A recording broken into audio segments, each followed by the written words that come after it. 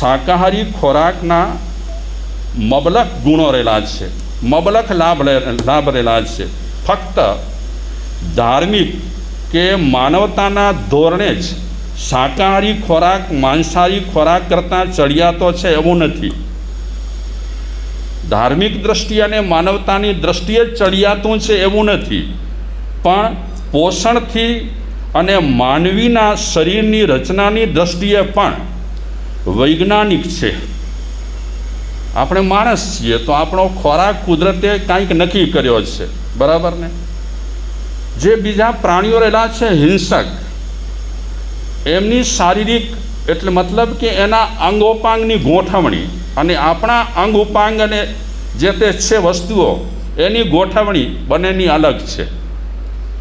તો પોષણની અને માનવીના શરીરની રચનાની દ્રષ્ટિએ પણ તે વૈજ્ઞાનિક છે.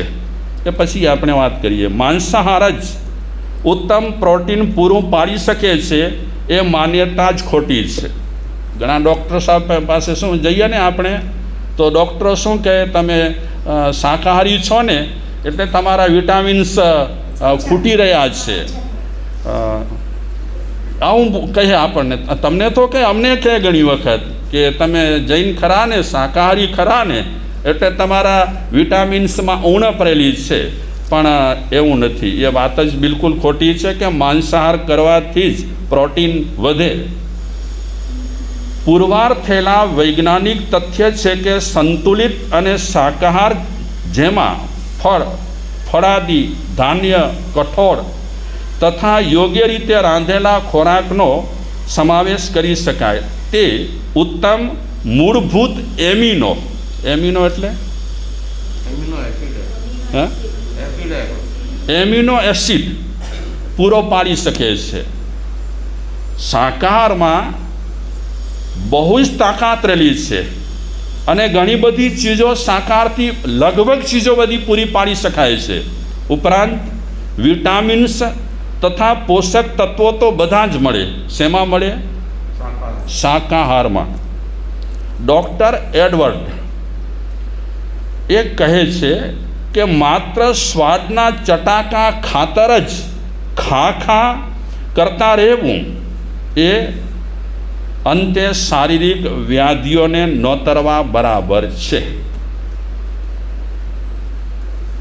ખાતા જ રહીએ, રસોડામાં જઈએ તો રસોઈઓ કે કંઈ નવી બનાવીએ ચીજ જરાક લક્ષ્મીકાંતભાઈ ખાયા હતા, અરે હમણાં તમે જમી આવ્યા છો, વળી પાછો તમે એ ખાઓ. વળી પાછા ખુશાલભાઈના ઘરે જાઓ તો ખુશાલભાઈ કહે કે કાલે આપણે ત્યાં પ્રોગ્રામ છે તો એક વાનગી બનાવી છે, તો જરા ચાખો. તો બધાને આપણે ન્યાય આપવા જઈએ તો આપણો ટિફિન બોક્સ એમાં ડબ્બા તો બહુ છે નહીં, એમાં ભરતા રહીએ. તો એડવર્ડે સંશોધન કરી અને કહ્યું છે શાકાહાર સુંદર આહાર છે. પશ્ચિમી અનુકરણ કરી બગડેલા આહાર પેટમાં પધરાવી મન, વિચાર અને જીવન બગાડવા જેવું નથી. ઘણા આંધળા અનુકરણ ચાલુ થઈ ગયા છે આપણે ત્યાં. પશ્ચિમી પહેલાં લોકો આમ ખાય છે ને આ ખાય છે તો આપણને પણ આ ખાવું બહુ સારું છે. ચાઇનીઝ, હવે તમારા ભારતના ખૂટ્યા ખોરાકો કે હવે ચાઇનીઝ તમે ચાલુ કર્યા. એકબીજાથી ચડિયાતા ભારતીય ખોરાકો છે એને ફગાવી કરી, એના પર સુગ રાખી કરી અને આપણે ભલતા કોક દેશના ખોરાક ખાઈએ. એ લોકોને પચી શકે છે, તમને તો ભારતીય ખોરાક જ સારું છે. પણ મહાવૈજ્ઞાનિક આલ્બર્ટ આઇન્સ્ટાઈન, એ તો તમે નામ સાંભળ્યું જ છે, વિશુદ્ધ શાકાહારી હતા અને એ કહેતા હતા કે શાકાહારી પ્રકૃતિ પર ઊંડો પ્રભાવ પાડે છે. શાકાહારી પ્રકૃતિ પર ઊંડો પ્રભાવ પાડે છે. આપણે શાકાહાર ન કરીએ ને, શાકાહાર કરીએ ને આપણે, તો શાકાહારને કારણે કુદરત પણ રાજી થાય. નોબલ પુરસ્કાર વિજેતા આર્તુરી એ દૂધ અને શાકાહારીઓના ફળ, શાક, દાળ આદિનું આવશ્યક પોષક તત્વ મળી જાય છે. એ પણ આર્તુરી નામનો જે ડૉક્ટર છે જેણે નોબેલ પુરસ્કાર મેળવેલો, એ પણ કહે છે કે શાકાહારી જે વ્યક્તિ રહેલો છે ફળ શાક દાળ વગેરે ખાય છે, એમાં એને જેટલા પોષક તત્વ ખપે એ પોષક તત્વ મળી રહે છે. આવી રીતે મને કેટલાક ઘણા સંશોધનો મળ્યા છે, પણ એ સંશોધનોની બહુ ચર્ચા ન કરતાં છેલ્લી એક વાત કરું.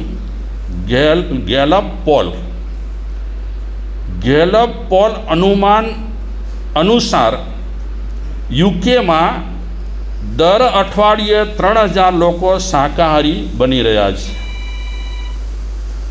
અને અત્યાર સુધીમાં એમની સંખ્યા કરોડોની થઈ ગઈ છે. શું બની રહ્યા છે? શાકાહારી. લિયો ટોલ્સ્ટોય કહે છે કે માણસ પ્રાણીઓને માર્યા વગર તથા માંસાહાર કર્યા વગર જીવી શકે છે, તંદુરસ્ત રહી શકે છે. એ માત્ર ભૂખ સંતોષવા માંસ ખાય અને જીવ હિંસામાં ભાગ લે તો તેમ કરવું અનૈતિક ગણાય. કોણ કહે છે? લિયો ટોલ્સ્ટોય કહે છે કે આ અનૈતિક પ્રવૃત્તિ રહેલી છે કે કોક પ્રાણીઓને તમે મારી કરી અને તમારા પેટમાં પધરાવો. આમ તો અન્ય ધર્મોમાં પણ કીધું છે કે તમે તમારા પેટને કબ્રસ્તાન ન બનાવો. મતલબ એનો શું થયો કે તમે માંસાહાર ન કરો, શાકાહાર કરો. તો શાકાહારી જે લોકો રહેલા છે, આપણે બધા કોણ છીએ? શાકાહારી. જો કે મેગી જે ખાય છે એ જરાક ચોખ્ખો શાકાહારી નથી. અને આજે બીજી કેટલીક વસ્તુઓ રહેલી છે એ તાત્કાલિક બનાવીને ખાય છે, ફાસ્ટ ફૂડ. એમાં ભેળસેળું બધું જ છે.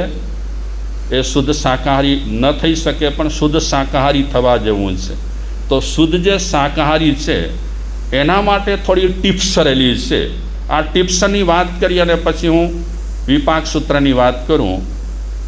પહેલી વાત રહેલી છે ટિપ્સમાં કે જીવન ખાવા માટે નથી.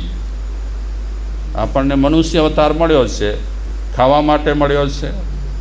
હા, ખાવા માટે નથી મળ્યો, પણ આ જીવનને ટકાવવા માટે ખાવું જરૂરી છે.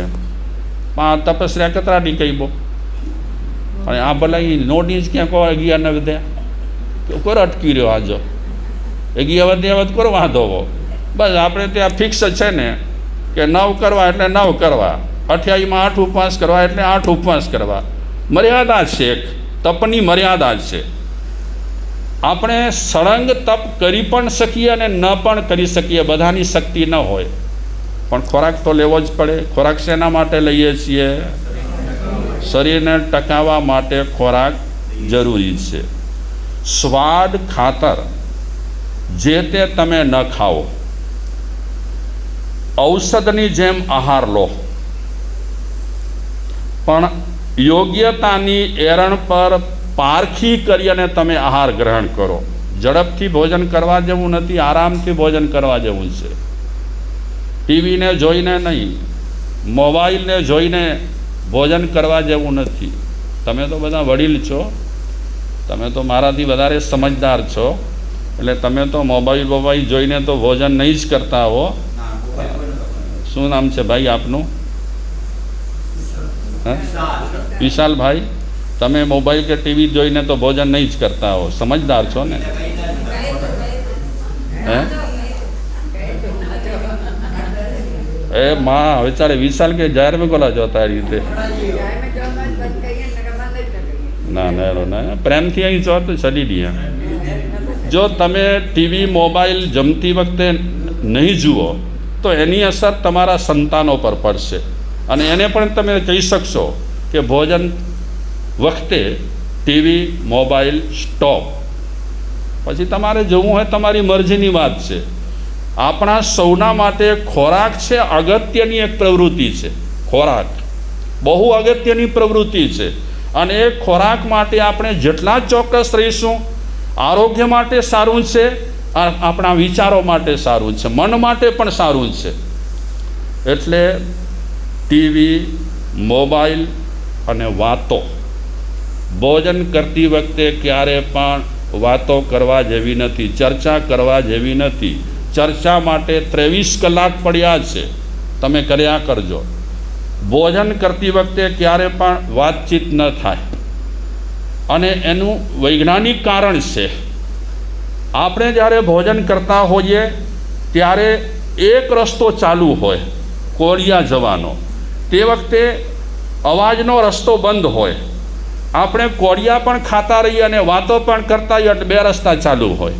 અરે 2 રસ્તા ચાલુ હોય તો ટ્રાફિક ક્યારેક જામ થઈ જાય અને ટ્રાફિકમાં ગડબડ ઊભી થાય. એટલે મહાપુરુષો કહે છે, હું નથી કહેતો, મહાપુરુષો કહે છે ભોજન વખતે બને ત્યાં સુધી તમને કોઈ ચીજવસ્તુ જોઈતી હોય ને બોલો, અલગ વાત છે. બાકી સાંસારિક કોઈ પણ વાતચીત, અરે ધાર્મિક વાતચીત પણ ભોજન વખતે ના કરો. ભોજન વખતે તો બસ ટેસ્ટથી લહેજત સાથે શું કરો? ભોજન કરો. જયંત મુનિ મહારાજ કહેતા હતા, આપણે ભોજન તરફ લક્ષ્ય રાખીએ તો આપણને લહેજતની ખબર પડે. પણ મોબાઈલમાં પડ્યા હોઈએ, ટીવીમાં પડ્યા હોઈએ, ભલતી વાતચીતોમાં પડ્યા હોઈએ તો ટેસ્ટની બહુ ખબર પડે. અને આપણને કોઈ પૂછે કે કેળો આ ટેસ્ટ, ત્યારે આપણને બધી વાતોચીતો સ્ટોપ કરવી પડે. અભીજા એ હેવર્થ ખાધે ટેસ્ટ ના આને ચખ્યા ફરીથી, એટલે ફરીથી આને ચાખવું પડે. નિરાંત, માનસિક રીતે નિરાંત મળે ત્યારે ટેસ્ટ કેવું છે એ કહી શકે.